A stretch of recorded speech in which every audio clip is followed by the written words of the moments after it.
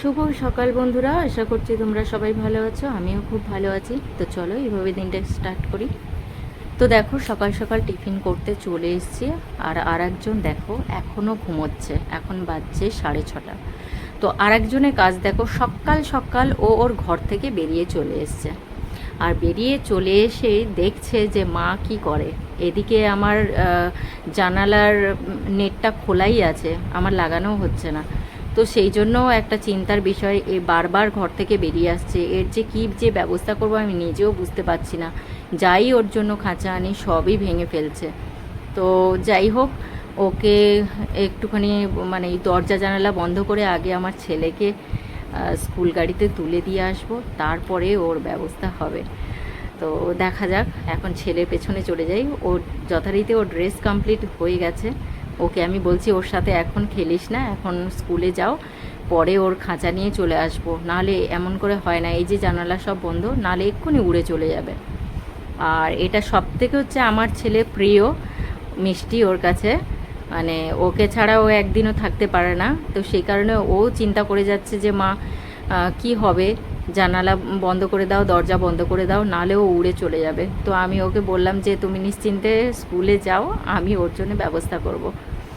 তো ওকে একটু বুঝিয়ে সুঝিয়ে ওকে ইয়ে করলাম। তো তাও ও যেতে চাইছিল না, যে ও কি করবে, উড়ে চলে যাচ্ছে। তো চলো এখন যাব, পাখির দানা শেষ হয়ে গেছে, পাখির দানা আনবো। আর দেখি কি করা যায় মিষ্টির জন্য। খাঁচা তো ভেঙে একদম বরবাদ করে দিয়েছে। কি বলবো, মানে যত বেড়া দেওয়ার চেষ্টা করছি তত কেটে বেরিয়ে যাওয়ার চেষ্টা করছে। তো আমার হাজব্যান্ড বলছে দাও, ওকে ছেড়ে দাও। মানে কি যে করব বুঝতেই পারছি না। দেখা যাক কি বলে ওরা। তো ফাইনালি আমি চলে এসেছি যেখান থেকে আমি দানা নিয়ে যাই পাখিদের জন্য। তো ওখানে চলে এসেছি, ওদেরকে ভিডিওটা দেখালাম। ওরাও তো চিন্তা করছে যে কোনো পাখি এরকম করে না। তো সেই কারণে ওদের একটু ভাঙাই ছিল খাঁচাটা, তাও আমাকে বলল যে কয়েকদিনের জন্য এটা রাখুন আপনি। তো অগত্যা ওটা রিপেয়ারিং করে দিয়েছে, দিয়ে ওনারা আবার একটা রিক্সাতে আমার তুলে দিল খাঁচাটা। তো খুব হেল্প করে দাদারা। তো ওটা নিয়ে বাড়িতে চলে গেলাম। সত্যি কথা কি চিন্তার বিষয় যে ওর জন্যে কি কি না করতে হচ্ছে। আজকের আর একটা জিনিস এনেছি আমি। তোমরা জানো মিষ্টি কতবার বেরিয়ে গেছিল। তো সেই কারণে আপাতত আমাকে ওই যে যেখান থেকে আমি পাখি দানা আনি, ওই দোকানের দাদাটা বললেন এইটা আপাতত নিয়ে যেতে, মানে নিয়ে আসতে। এটা নিয়ে এসেছি কারণ এটার অবস্থা খুব খারাপ, যে কোনো মুহূর্তে ও বেরিয়ে যাবে। দেখছো কি অবস্থা।